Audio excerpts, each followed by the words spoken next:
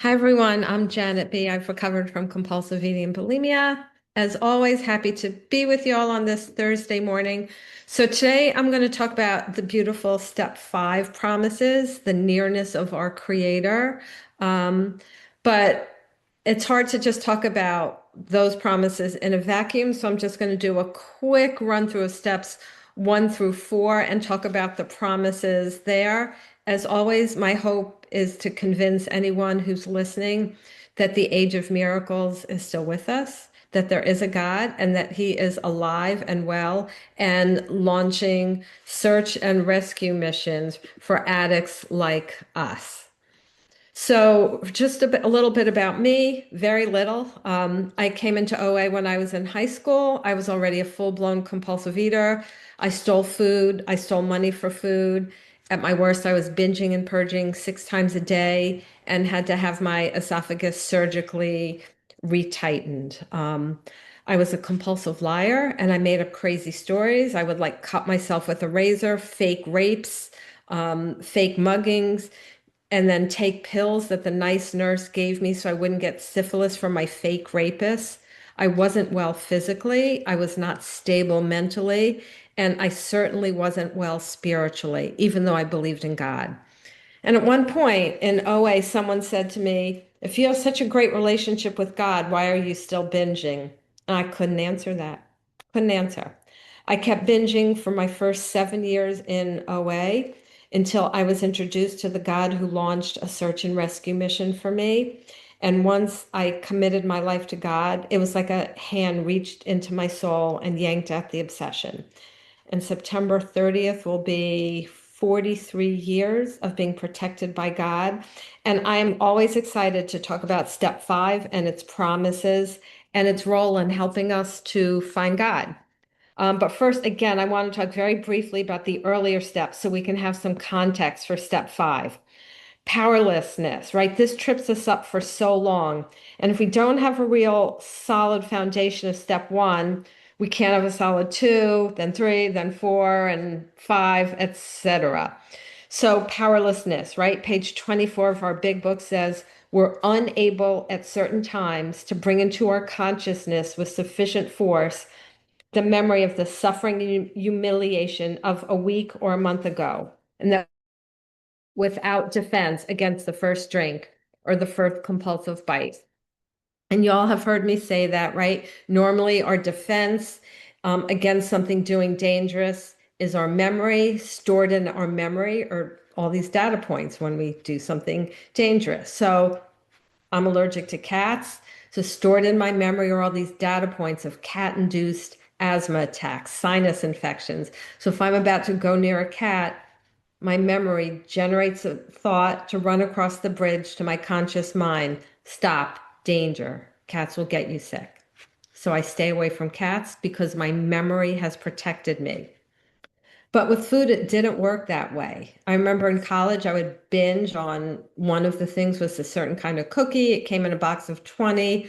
I'd tell myself I'd just have one or two. We all know how that story ended, eating the whole box, making myself throw up, unable to get up next day. So I'm about to go to the store, buy my memory does its job, gathers the data points. You said you're going to have one, you couldn't stop. You said you're going to have one, you ate 2 boxes. Generates the thought to go across the bridge to my conscious mind to warn me. Except unlike with cats, and as the book talks about hot stoves, the thought couldn't get across. My memory failed to hold me in check. I had no mental defense against the first compulsive bite because I had a broken bridge between my memory and my conscious mind when it came to food. So my bridge is broken, no connection between my memory and my conscious mind. And by the way, once that bridge is broken, it can't be fixed. Desire won't fix it. Self-knowledge won't fix it. We are really 100% hopeless without a miracle. So luckily, this program gives us the formula for a miracle, right? Page 45 tells us lack of power is our problem. And then it tells me exactly what my solution is.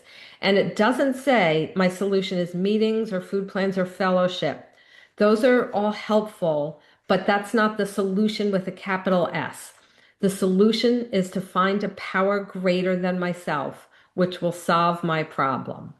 I think these are really powerful words. Like if we play detective, we see that the big book is giving us our first clues about God. Like if this power is going to solve my problem, this power must be smart. This power must also be strong because this illness kicked my butt. So this power has to be stronger than me and stronger than the illness. And this power must care about me. Otherwise, why would this power bother trying to solve my problem? So smart, strong, and cares about me. Like that's a power, that's a God I can be interested in. So we have some clues about God, right? Smart, strong, cares about me. And page 53, page 55 gives us more clues. God can be blocked by calamity, pomp, worship of other things, and dishonesty. Um, well, that's good to know, but our book tells us that reason only brings us so far. So, what do we do after we've gathered our clues? For me, it started when I said a prayer. So, why pray? Well, prayer is the currency in the spiritual world. In the physical world, if I want a bag of groceries or a tank of gas, I hand the clerk, a $20 bill. Well, now with gas prices, I guess a $50 bill or my credit card. Money is the currency in the physical world. But I can't hand God my American Express card and ask for power over my food obsession. The currency in the spiritual world is prayer. So I prayed, and my prayer went like this. God, I've always had fixed ideas of what you are like and how to worship you. I'm willing to admit it's all wrong and start over. Let you show me what you're like and how to worship you. And that was really my step 3 when I surrendered my life to God. On a practical note, like, what does this look like?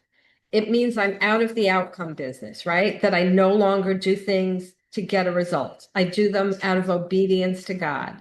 So, for example, I may have had a desire that my kids still go to church when they leave my house. So I raise them to go to church, but I can't have that as my numero uno goal. I can't have an emotional demand because that's outcome oriented. So I just do what I think God would have me do.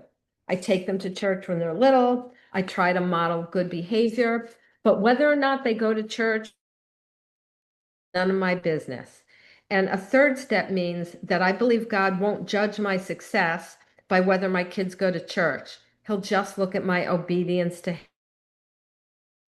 And leaving that way is how I stay sane by realizing that most things are none of my business. And then I did my 4th step, looked at my character defects, my resentments, especially how I was wrong. And the big book tells me if I harbor resentments, if I'm a safe harbor for resentment, I'm cut off from the sunlight of the spirit. Remember, my only hope of recovery is being protected by God. So if I'm cut off from that, I'm in trouble. It's like being cut off from my spiritual oxygen supply. So I had to resolve my resentments, right? For the most part, I avoided just simply saying, this person is spiritually sick. So I just need to pray for that poor spiritually sick person because that set me up on a prideful hilltop. If I have a resentment, there's always something wrong with me. And a lot of times it's because I think people should run their lives in a way that makes me happy. With my kids, it was often, I think my children should make life choices that will make me happy. And that's selfish and playing God. Or I think I should only have to do things I want to do, which is, of course, self-centered. And I looked at my fears. I love how the big book talks about fears. It says fear is an evil and corroding thread. Evil. Like that's the word it uses. So I had to look at the reason for all my fears. And when I drilled down, I always found that like I didn't want to be sad or uncomfortable. But this program tells me I have to learn to live with discomfort. So for instance, like fear that my kids won't go to college. Like then the fear is like if they don't go to college, then they won't get good jobs, then they'll have horrible lives, then I'll be sad. Like so much dishonest thinking there. My mind, when it's playing God, thinks that no college equals a life of failure. So I have to root that out because it's dishonest. And then I ask what God would have me do. Usually it's just model good behavior and pray. By the way, my son has graduated from college. My daughter has 2 classes left and she'll graduate. The jury is still out on whether they'll be going to church. None of my business, and I don't lose sleep over it. So anyway, I finish up my step 4 with an analysis of my harms, my past relations, and creating a sex ideal. And now I am ready for step 5. So page 72 in the big book, a really cool paragraph. It tells me why I have to do a step 5. And it gives me 3 reasons. 1, I'm trying to get a new attitude. I'm trying to change, to not be such a self-centered person. But look at the second reason. It says, I'm trying to get a new relationship with my creator. See, this program isn't about just believing in God. That's not enough. It's about having a relationship with him. And this step is going to help me with that. And then the third reason, to help me with the obstacles in my path. What are the character defects that are blocking me from my new relationship with my creator? And it says, okay, you've already started to see what your defects are. Now they're about to be cast out. Like, I love that wording. They're about to be cast out. I don't do the casting out. God does that. That's how it works. I look at my defects. I admit them. God removes them. And I think, like for myself, I read these words so often that it's easy to miss out, like on the awesomeness of it. These are my defects, a big wall that I've built between myself and God. But what does God do? Does he say, well, you built this wall, you caused this mess, so you clean it up yourself, and I'll be here waiting for you when you're done? He doesn't. He comes in with a broom and a mop to help me clean it up. He really keeps proving his love to us over and over. And in the next paragraph, they give us another important reason why we can't skip this step. It says, if we skip this step, we may not overcome drinking. We may not stop binging. The text says that when people try to avoid this humbling experience, almost invariably, they got drunk. Having persevered with the rest of this program, they wondered why they fell. Well, how come they fell? It says by not disclosing everything. They were, and yes, dishonesty by omission is still dishonesty. The top of page 73, it says these people wondered why they fell. A person should always know why they fall. If they relapse, they should always know why. And not doing a thorough, honest 5th step is a cause of relapse. Goes into this in great detail on pages 55 through 57. After talking about all the different consequences of avoiding step 5, including irritability, anxiety, remorse, and depression, they conclude by saying that most of us would declare that without a fearless admission of our defects to another human being, we could not stay sober. It seems plain that the grace of God will not enter to expel our destructive obsessions until we are willing to try us. I mean, that's a strong statement, but let's not miss the beautiful imagery there. The grace of God enters to expel my destructive obsessions. I think that's such a cool image. Like God just comes in and kicks out the illness, chases out the food obsession, the way a woman with a broom might tell a cat to just skedaddle out of here. That's how strong God is. And as a side note, it's always important for me to remember that it's the grace of God that gets rid of the obsession, not any hard work that I might do. It's like if there's a raging hurricane and my house is flooded and there's a helicopter coming to rescue stranded people. I can't go to my front door and demand that the helicopter rescue me there. I'll drown. I have to like get to the roof so that I can be rescued. But let me never be so arrogant as to say that I rescued myself. All I did was put myself in a position so that I could be rescued. So back to the big book. Page 73, it says, more than most people, we lead double lives. We're like actors, To the outer world, we present our stage character. We want to enjoy a certain reputation, but know in our hearts that we don't deserve it. So we've got this guilt. And guilt is only helpful if it encourages us to really admit our character defects and what we've done wrong specifically. So if I take $50 from your wallet and I feel guilty, well, I should feel guilty. Then my conscience is doing its job. But that guilt is only helpful if I go to you and confess and give you the $50 back. We often do something else. We carry around a vague sense of guilt without getting specific about whether we've done anything wrong. And if we haven't, whether it's just shame that other people have just told us we're bad people, and we like beat ourselves up and we call that humility. That's not what humility is. The book goes on to say that the alcoholic, or again, for us, the compulsive eater, is revolted by what he does on his sprees. It says, coming to his senses, he is revolted at certain episodes he vaguely remembers. We can't be vague. We can't have these boogeymen in the closet. We can't say, well, I think I sort of kinda did some not nice things in my past. We can't go to God with that. I need to go to God and say, I faked a mugging so that I would get so and so's attention. I lied to this person. I cheated here. I stole from this person. I was nasty to that person. I need to be very specific. Why? Because if we don't get these things out, the big book tells us we end up pushing these memories far inside ourselves, which leads to constant fear and tension, which leads to drinking or binging.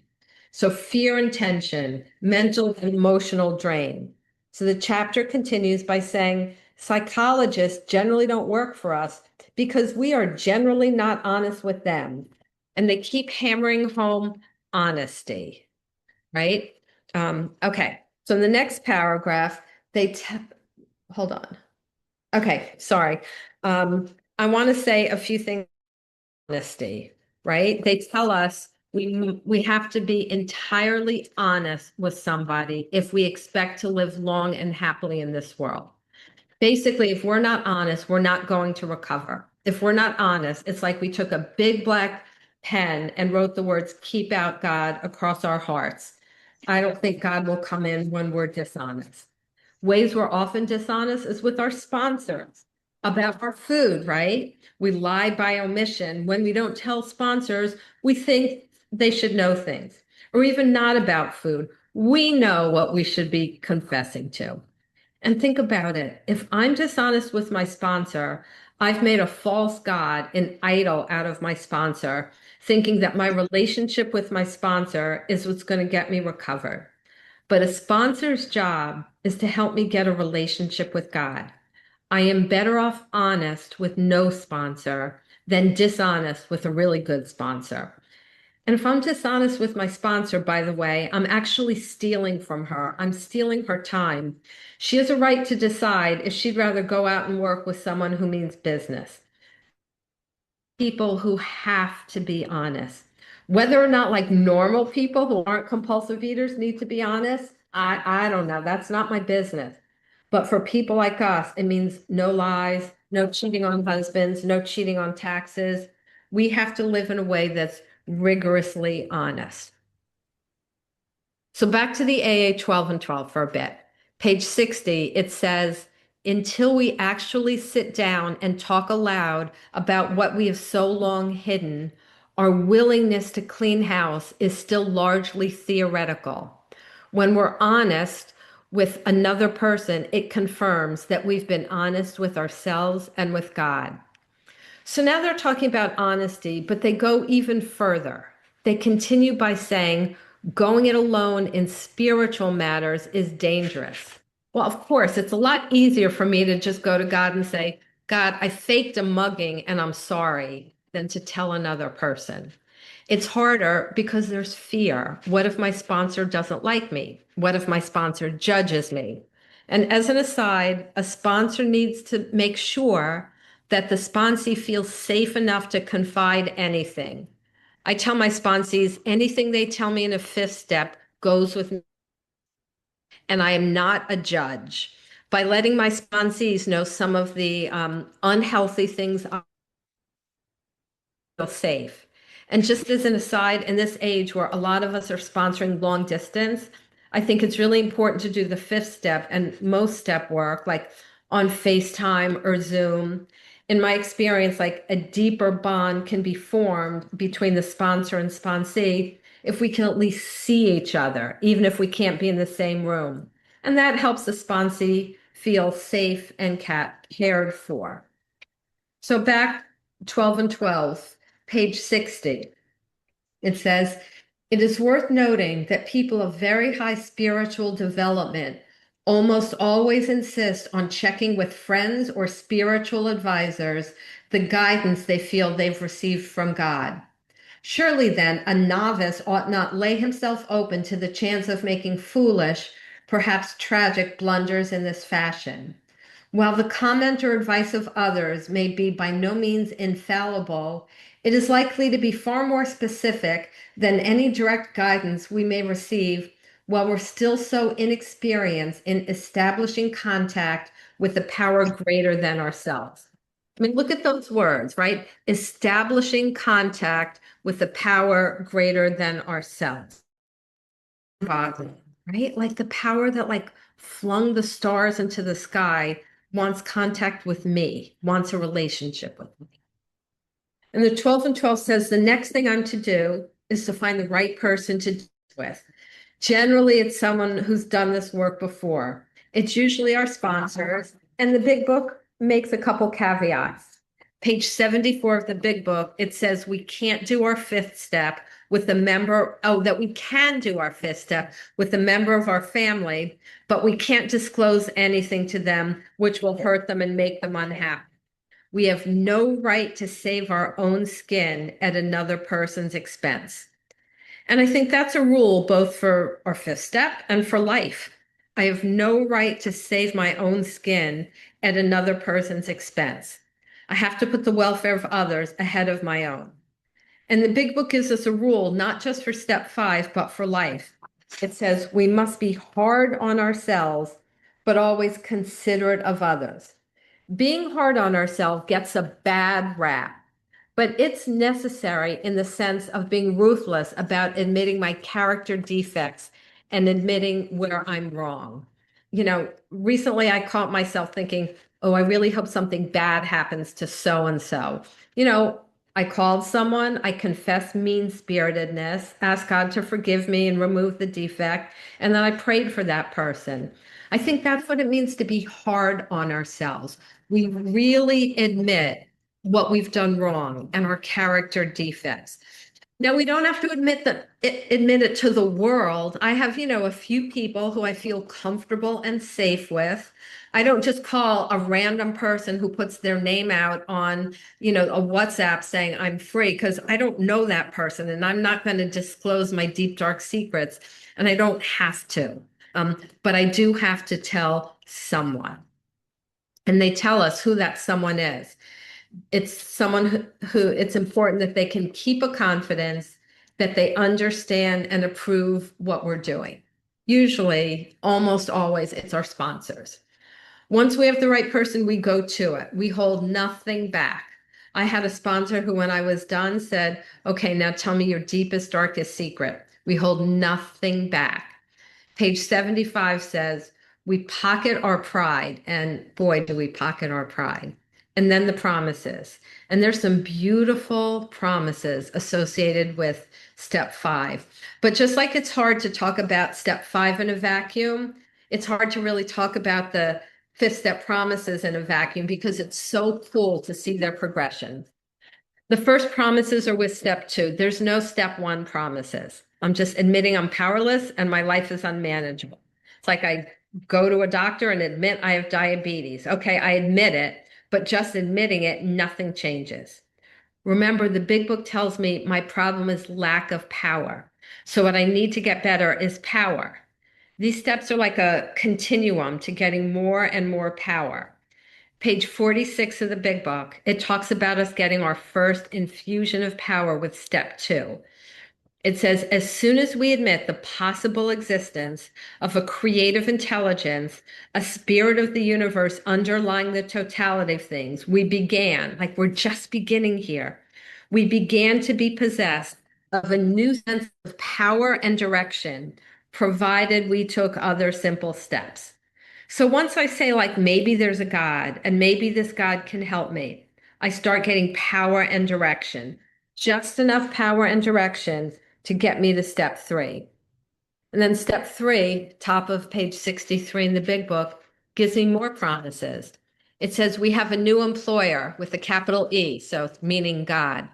Being all powerful, he provides what we needed if, so this is a conditional promise. He provides what we need if we keep close to him and work well. Then it says, established on such a footing, we become less and less interested in ourselves. So the spiritual experience is starting here. A spiritual experience is when God rewires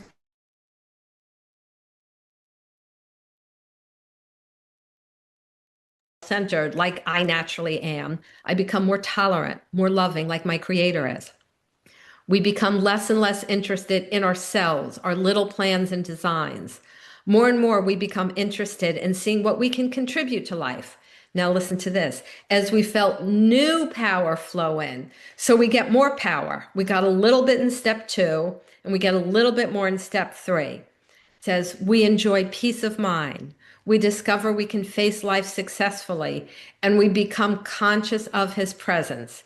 That means we start realizing, oh, yeah, there really is a God. And he's like not up in the clouds somewhere. He didn't just like create the universe and is now spending eternity watching Netflix. It says we begin to lose our fear of today, tomorrow, or the hereafter. We're reborn. And then the fourth step promises on the bottom of page 70 says, we've now begun to comprehend the terrible destructiveness of resentments and have begun to learn tolerance, patience, and goodwill toward all men, even our enemies.